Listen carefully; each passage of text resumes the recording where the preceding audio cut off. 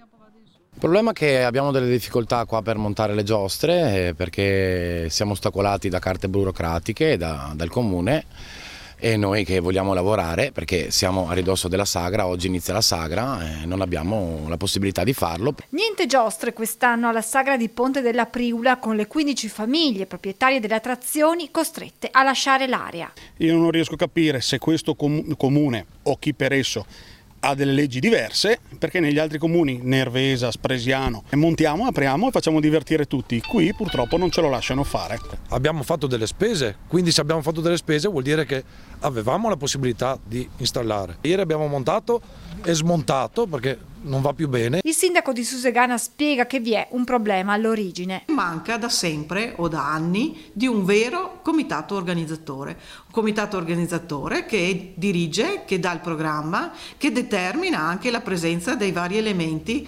nel territorio e nella frazione. C'è una nuova normativa in tema di sicurezza dell'ex ministro Salvini, spiega il sindaco, alla quale dobbiamo attenerci e che prevede che oltre le 8 giostre si configuri un vero e proprio Luna Park. C'è questa legge che è semplicissima e anche piuttosto facile da seguire, che deve essere assolutamente ottemperata, perché poi le responsabilità sono di chi autorizza. Archiviata non senza il suo strascico di polemiche questa edizione della sagra, per il prossimo anno da entrambe le parti arrivano degli appelli, quello delle famiglie all'amministrazione comunale. Prossimo anno noi vogliamo lavorare in un'area che ci deve essere un'area pronta per noi, per tutti. Mettetevi insieme. Per l'anno prossimo noi come amministrazione comunale saremo sempre dalla vostra parte per collaborare nel rispetto delle regole.